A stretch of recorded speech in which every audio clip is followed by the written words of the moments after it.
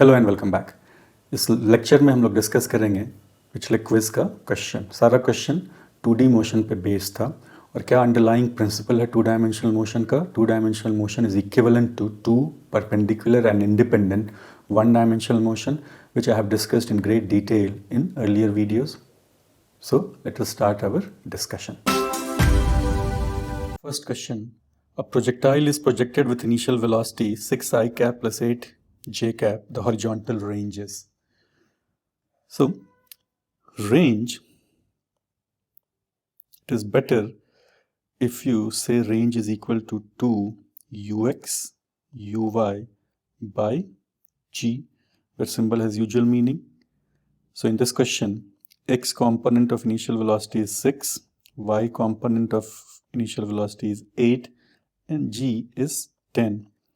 So you get 96 by 10, that is 9.6 meter. So C is correct answer. Now many of you think that range is equal to, which is not wrong, u square sine 2 theta by g. Now this expression for range is applicable in certain special cases only. I have discussed that in great detail, that range is equal to how we get to this expression. So the link of that discussion is given in the description below, so you can watch that out. So if you use expression that range is equal to 2 ux uy by g, you will straight away get to the answer. Done. Next question. Two projectiles A and B are projected with same initial speed, making an angle theta and 90 minus theta with horizontal. The ratio of their ranges is. So this also is a straightforward question. ये सबको पता होगा कि अगर speed of projection given है, range given है, तो you get two angles of projection. कितना angle possible है? दो, such that sum of these two angles, theta 1 plus theta 2, is equal to 90 degree. So in this question, one angle is theta, another one is 90 minus theta. So for both these angles, theta and 90 minus theta, range will be same. So their ratio will be R1 is to R2. Obviously कितने के बराबर होगा? 1 is to 1. So option A is correct one. Done.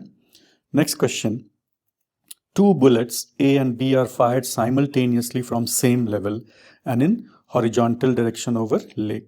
तो पहले line को अगर तुम interpret करो, एक ही लेवल से दो बुलेट को फायर किया गया है हॉरिजॉन्टली, लेकिन दोनों का speed, second line, the speed of bullets is 100 and 200. एक का अगर 100 मीटर पर सेकेंड है तो दूसरे का स्पीड उसका डबल है, 200 metre per second. Assuming that air resistance is negligible, the ratio of time taken by bullets A and B to hit the lake will be. तो ये दोनों बुलेट एक पैराबोला ट्रेस करेगा और हिट करेगा कहीं पे इस लेक को. क्वेश्चन ये है कि how much time they will take. How will you find time? Time कैसे निकालेंगे? तो टाइम किस पे डिपेंड करता है? Time depends on distance, displacement. तो you will say time depends on distance, क्योंकि displacement zero अगर हो गया तो time elapse zero तो नहीं होगा. तुम घर से मार्केट तक गए, मार्केट से वापस घर आए, तुम्हारा displacement कितना है? Zero. लेकिन इस पूरे जर्नी में टाइम zero तो नहीं लगा तुमको, या टाइम इंटरवल zero तो नहीं होगा. तो टाइम डिस्टेंस पे डिपेंड करता है अनडाउटेडली, लेकिन इस केस में डिस्टेंस निकालना नेक्स्ट टू इम्पॉसिबल है. यहाँ पे हम लोग डिस्टेंस नहीं निकाल पाएंगे. तो इसलिए जब फिजिक्स में प्रॉब्लम सॉल्व करते हैं तो time depends on one of thing. एक चीज जिस पे टाइम डिपेंड करता है वो है कंपोनेंट ऑफ डिस्प्लेसमेंट. डिस्प्लेसमेंट नहीं कह के कंपोनेंट ऑफ डिस्प्लेसमेंट. फिर कंपोनेंट ऑफ डिस्प्लेसमेंट के बाद वो डिपेंड करेगा कि उस डायरेक्शन में एक्सेलरेशन कितना है, उस डायरेक्शन में इनिशियल वेलोसिटी कितना है, ये सारा फैक्टर होगा. Otherwise also motion in plane दो मोशन के इक्विवेलेंट होता है, एक एक्स के लॉन्ग और दूसरा वाई के लॉन्ग. तो अगर तुम दो पार्टिकल यहां इमेजिन करते हो तो जो पार्टिकल, अगर if you take this to be Y axis, तो जो पार्टिकल वाई एक्सिस के लॉन्ग मूव कर रहा है इसका डिस्प्लेसमेंट तो पता है, अगर ये हाइट h है तो इसका डिस्प्लेसमेंट y एक्सिस के लॉन्ग कितना है, h। अब केवल एक बुलेट के लिए डिस्प्लेसमेंट h है या दोनों का डिस्प्लेसमेंट h है, क्योंकि दोनों कहां से फायर किया गया था, सेम हाइट से, तो दोनों के लिए डिस्प्लेसमेंट h है। दोनों के लिए initial velocity along y axis कितना है, 0, और दोनों के लिए एक्सेलरेशन अलोंग y एक्सिस कितना है, g। तो कितना टाइम लगेगा इस पार्टिकल को ट्रैवल करने में अलोंग y एक्सिस। तो क्या इक्वेशन तुम लिख सकते हो, h equal to u t plus half a t square. So displacement, uh component of displacement is h, u तो 0 है, एक्सेलरेशन प्लस g है टी स्क्वायर। क्या दोनों बुलेट के लिए इस इक्वेशन में कोई चेंज होगा या आइडेंटिकल है, दोनों के लिए इक्वेशन आइडेंटिकल है। So how much time they will take, different time और same time. So correct answer is C. So this is very very important concept कि टाइम, अगर टाइम कैलकुलेट कर रहे हो तो अनडाउटेडली टाइम डिस्टेंस पे depend कर रहा होगा, बट डिस्टेंस निकालना हर एक सिचुएशन में पॉसिबल नहीं होता है। So what we do, we start thinking in terms of component of displacement. Don't say displacement, किस पे डिपेंड कर रहा है, कॉम्पोनेंट ऑफ डिस्प्लेसमेंट। और कॉम्पोनेंट के डिस्प्लेसमेंट को, I mean component of displacement के अलावा और क्या फैक्टर होगा, acceleration along that axis as well as initial velocity along that axis. और अगर acceleration along that axis constant है तो तुम कोई भी 1D मोशन का कांस्टेंट एक्सेलरेशन के लिए जो फॉर्मूला है वो अप्रोप्रिएट फॉर्मूला क्वेश्चन के कॉन्टेक्स्ट में जो अप्रोप्रिएट है वो यूज कर सकते हो। Done. Next question, at the top of trajectory of projectile the direction of its velocity and acceleration are. बहुत सिंपल क्वेश्चन है। टॉप ऑफ ट्रैजेक्टरी, तो अगर तुम फायर किए, एक प्रोजेक्टाइल प्रोजेक्ट किए टॉप ऑफ ट्रैजेक्टरी, वेलोसिटी का केवल x कंपोनेंट है और एक्सेलरेशन वर्टिकली डाउनवर्ड है। How much is angle between them, 90 degree. So D is correct answer. ये तो फैक्चुअल था, इसमें कोई कैलकुलेशन इन्वॉल्व नहीं है। Next, a ball is projected horizontally with speed 5 metre पर second from top of building 19.6 metre high. तो तुरंत उस इंफॉर्मेशन को एक डायग्राम में कन्वर्ट कर लो। एक बिल्डिंग है जिसका हाइट गिवन है 19.6 मीटर, वहां से हॉरिजॉन्टली एक पार्टिकल को प्रोजेक्ट किए हैं, स्पीड है 5 मीटर पर second. How long will the ball take to hit the ground. Obviously ये हिट करेगा ग्राउंड को, कितना टाइम लगेगा। अभी तुरंत हम लोग डिस्कस किए हैं टाइम कैसे निकालोगे। तो यहाँ क्या करना, कैसे आसानी से टाइम निकाल सकते हैं, एक पार्टिकल x के लॉन्ग, दूसरा y के along. You know component of displacement along y axis और not, how much is that, 19.6। कितना वेलोसिटी कंपोनेंट है y एक्सिस के लॉन्ग इनिशियल, हॉरिजॉन्टली प्रोजेक्ट किए हो तो y component of initial velocity 0 plus acceleration question में given है 9.8, so half into 9.8 into T square. तो ये कितना आ गया, 19.6 into 2 by 9.8 is equal to t square. So this is 2 into 2, that is t is equal to 2 second. So correct answer is B. तो फिर से कैसे टाइम निकाले, तो ये इंपॉर्टेंट क्वेश्चन है, ये इंपॉर्टेंट कॉन्सेप्ट है। So always keep this thing in mind, कैसे टाइम निकाल रहे हैं प्रोजेक्टाइल मोशन में। और ये कॉन्सेप्ट किसी भी मोशन में यूज कर सकते हैं, subject to conditions of course. Done. Next question, which of following remains constant during motion of projectile fired from a planet। Kinetic energy, speed तो चेंज हो रहा है, जब वो हाइट गेन करता है तो स्पीड कम हो रहा है तो काइनेटिक एनर्जी चेंज होगा। मोमेंटम, वेलोसिटी का डायरेक्शन कंटिन्यूअसली चेंज हो रहा है, सो मोमेंटम का डायरेक्शन बदल रहा है तो मोमेंटम कांस्टेंट नहीं हो सकता है। वर्टिकल कंपोनेंट ऑफ वेलोसिटी, तो जी के कारण वाई कंपोनेंट ऑफ वेलोसिटी बढ़ेगा और घटेगा, पहले घटेगा और फिर बढ़ेगा। तो कौन सा कांस्टेंट रहता है, horizontal component of a velocity. तो हॉरिजॉन्टल से यहाँ क्या मीन कर रहे हैं, जो उस प्लैनेट का जो एक्सेलरेशन है उसके परपेंडिकुलर है वो डायरेक्शन। ठीक है, so correct option is D. Next, the drawing shows projectile motion at 3 points along trajectory. The speed at points are v1, v2 and v3. Assuming there is no air resistance, rank the speeds largest to smallest. तो जैसे जैसे ये gain कर रहा है height, what will happen to its speed, घटेगा, और 2 के बाद जब नीचे आएगा तो बढ़ेगा। तो सबसे ज़्यादा स्पीड कहाँ पे है, ग्राउंड के क्लोजेस्ट 1 है तो सबसे ज़्यादा स्पीड 1 पे होगा, उसके बाद 3 पे होगा, और सबसे कम कहाँ पे होगा, 2 पे। तो देख लो मैक्सिमम कहाँ पे है, 1, देन 3 एंड मिनिमम कहाँ पे है, 2। So option A is correct. The projectile has maximum range, it's angle of projection. तो ये तो फैक्चुअल क्वेश्चन है, तो I am very sure range maximum कब होता है, जब एंगल ऑफ प्रोजेक्शन कितना है 45 degree. Done. Next, a bullet shot horizontally from a gun. तो बुलेट को हॉरिजॉन्टली शॉट किए, मतलब बुलेट जो फायर हुआ है वो किस डायरेक्शन में फायर हुआ है, हॉरिजॉन्टल। ऑब्वियसली ग्राउंड लेवल से कुछ हाइट ऊपर है। पहला option, strikes ground much later than one dropped vertically from same point, मतलब एक उसी पॉइंट पे दूसरा बुलेट अगर ड्रॉप किए, उसी जगह से ड्रॉप किए, मतलब वो सीधा नीचे गिर रहा है, तो दोनों के लिए टाइम अलग अलग होगा। सेकेंड ऑप्शन में नेवर स्ट्राइक्स द ग्राउंड, जिसका कोई मतलब नहीं है। C, strikes the ground at same time as one dropped vertically from same point at the same instant. D, travels in a straight line. ये स्ट्रेट लाइन में तो नहीं ट्रैवल करेगा, ये तो एक पैराबोला ट्रेस करेगा।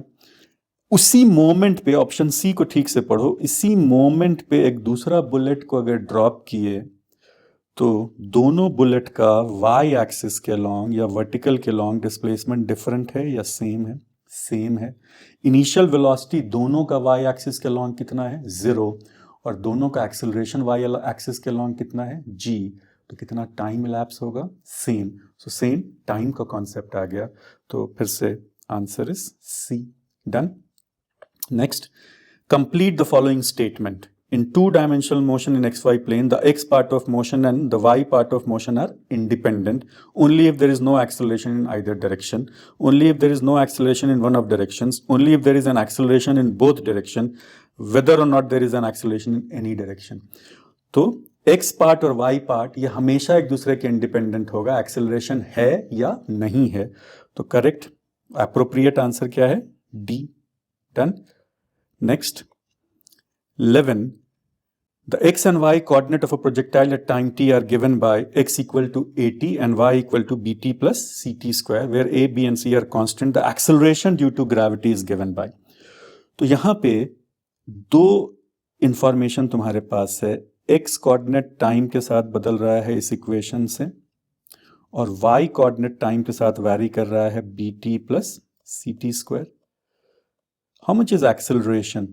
तो अगर x को दो बार तुम डिफरेंशिएट करोगे, you will get acceleration along x axis और not, d2x by dt square.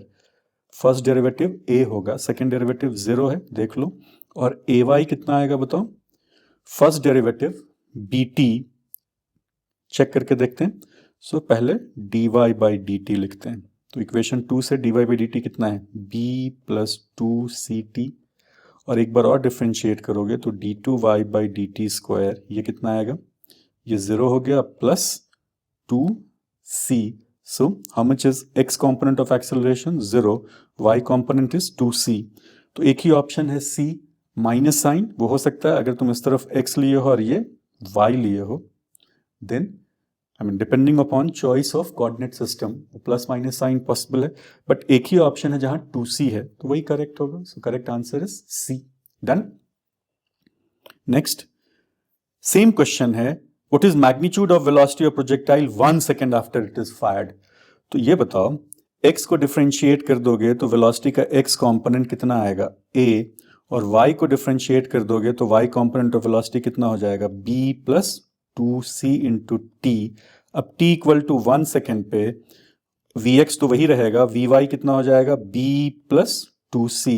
If you know x and y component, तो मैग्नीट्यूड ऑफ वेलोसिटी कैसे निकालोगे, under root x component square plus y component square, क्या आ गया, under root a का square plus b plus 2c whole square. So कौन सा option सही है देख लो, option D, a square plus b plus 2c whole square. This is how you can solve it. Next question same है, वही x और y है। अब क्या निकालना है, angle theta with horizontal eight which projectile is projected.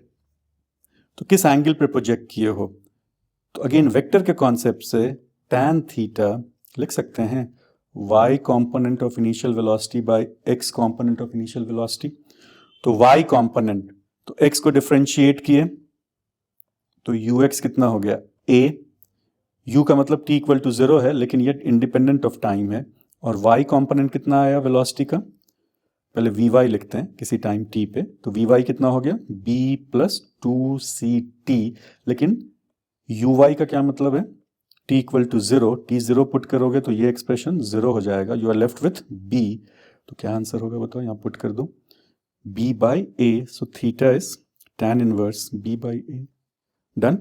Next 14, फिर से वही क्वेश्चन है, अब क्या निकालना है, मैग्नीट्यूड ऑफ इनिशियल वेलोसिटी। तो पिछले क्वेश्चन में हम लोग निकाले थे ना, ux कितना है a और uy कितना आया था b था। ct वाला 2ct वाला टर्म तो 0 हो गया बिकॉज t 0 है। So how much will be magnitude of initial velocity under root x component square plus y component square. So option A is correct one. Last, each drawing shows 3 points along path of a projectile, one on its way up, one at the top and one on its way down. तो projectile motion का 3 point लिया हुआ है, एक ऊपर जाते समय top most point पे और फिर नीचे आते समय। The launch point is on left in each drawing, हर एक ड्राइंग में लेफ्ट मतलब ये लॉन्च पॉइंट है, ये पॉइंट लॉन्च पॉइंट है, ठीक है। Which drawing correctly represents acceleration of projectile at these 2 points? Projectile motion में चूंकि particle under influence of gravity move कर रहा है तो एक्सेलरेशन हमेशा किसके बराबर, it is equal to acceleration due to gravity, जो हर एक केस में किधर है, डाउनवर्ड। तो करेक्ट ऑप्शन क्या होगा 4। डन।